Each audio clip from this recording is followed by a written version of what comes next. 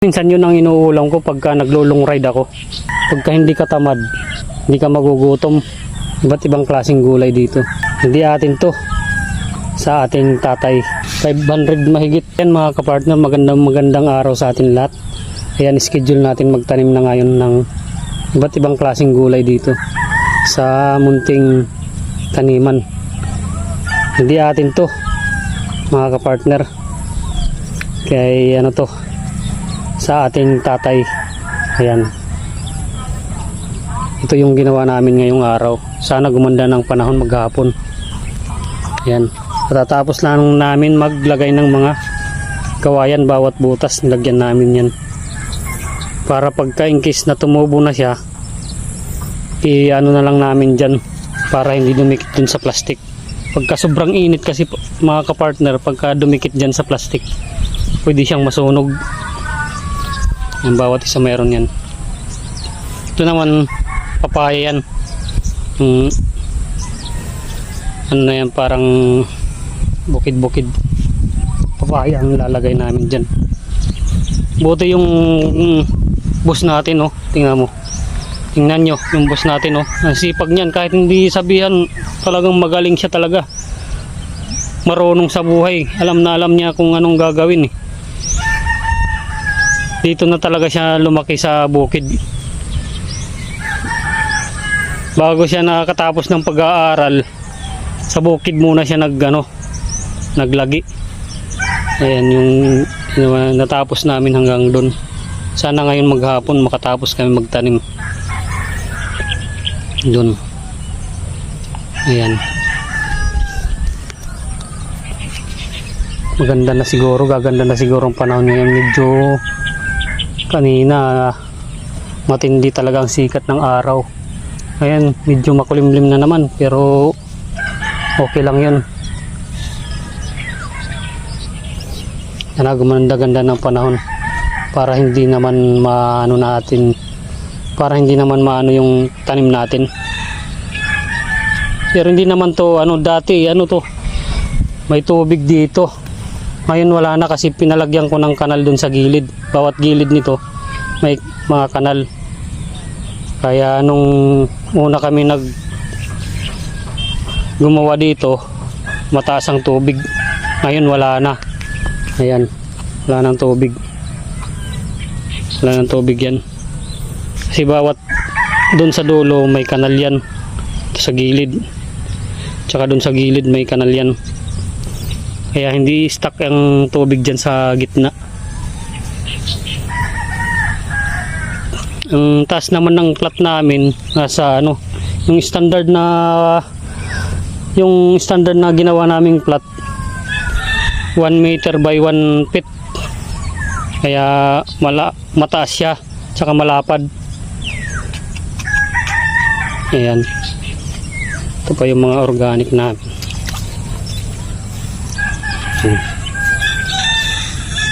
Yung organic namin.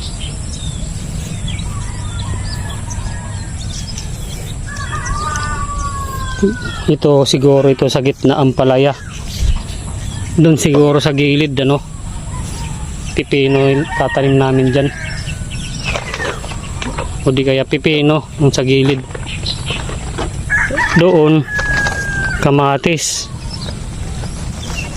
doon sa gilid para yung piste hindi makatrak. Yung pinakadulo yung siling labuyo. Mahal pa naman ang kilo ngayon ng siling labuyo. Nasa dito sa amin bumili ako nung isang araw 500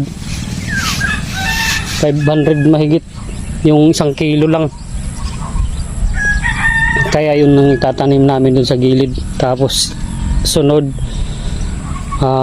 talong, ampalaya, kamatis, tapos pipino na mga kapartner. Tapos dun sa pinakagilid naman yung pitsay at saka saluyot. Dito bibihira lang saluyot. Sa Luzon talaga lawak ng taniman ng saluyot. Yun ang maganda sa katawan, yung saluyot. Maganda talaga sa katawan yun. Yun ang minsan yun ang inuulam ko pagka naglulong ride ako. Yun, yung saluyot.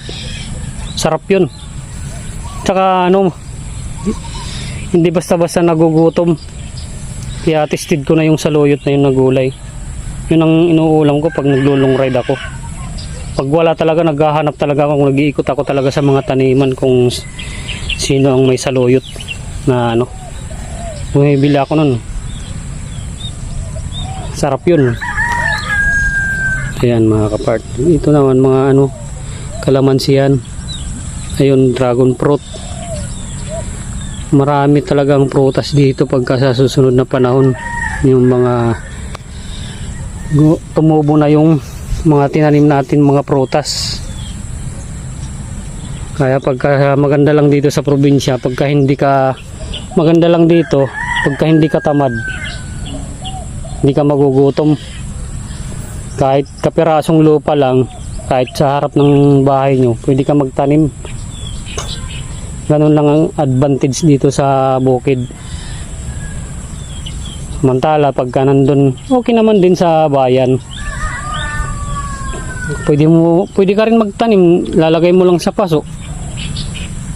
Ganun lang yun, diskarte lang yun. Kasi mahal ngayon ng lahat ng bilihin, mahal. Lalo na yung gulay, mahal. Ang advantage lang pagka tayo ang nagtanim mga kapartner, nakakasigurado tayo na walang spray. Siguro pag nag-spray naman tayo, yung mga ano din, organic din na hindi makakasira sa ating kalusugan naman. Ganun yun. Kaya ako, may tanim din ako doon. Nasa paso din. Nasa balde. Yan, masipag talaga yung kasama natin. Yan yung ano natin. Yan yung boss natin dito. Ayan Ang pangalan mo? Ariel. Oh, Ariel ang pangalan niya. Pang ano talaga yan, pang Amerikano na ano, pangalan. Mga taga USA. Yan yung ano niya. Magaling yan sa bukid. Yan yung partner ko nang gumawa ko ng plat. Itong plat. Yan yung partner ko.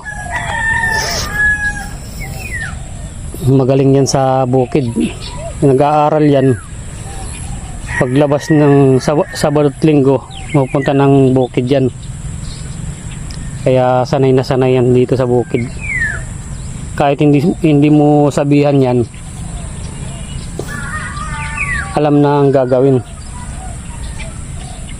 Yan. Ayan mga kapartner, maraming salamat sa inyo. Hanggang sa muli.